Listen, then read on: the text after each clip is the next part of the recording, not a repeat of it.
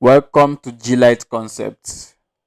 Today we'll be creating a radial blur effect using this picture we have here. This picture here. So to do that, let's first of all come to effects. Let's come to blur. That's wrong. Effects, blur, yes, and radial blur. There you go. So you can see that there's something like a shake in the picture. You can see it's something like a circle here. Let me reduce this more so you can see that you can feel something like a circular form, a radial form right here. So let's add it and see. Let's add the amount. You can just add the amount a little bit. You can see it. It's as if this thing is it's spinning in as much as the picture is static. You can see that the man's face is actually looking like it's still static, but it's still having the feel of a radial movement.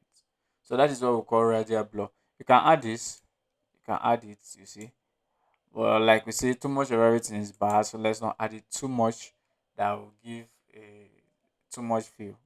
You can use this on your work anywhere. Maybe just you can see pick this and use it on something else, and no one will even know it's a blur effect. But I'm not saying pick this and use as a background of your next design, but that's your choice though. So this is just how you can create a radial blur for a picture. So this is right here, but I'd love to leave it here. Yes, 17 is okay for me. Or maybe just raise it a little bit so that we can still maintain the picture. Yeah, something like this. 9. Very okay. Thank you.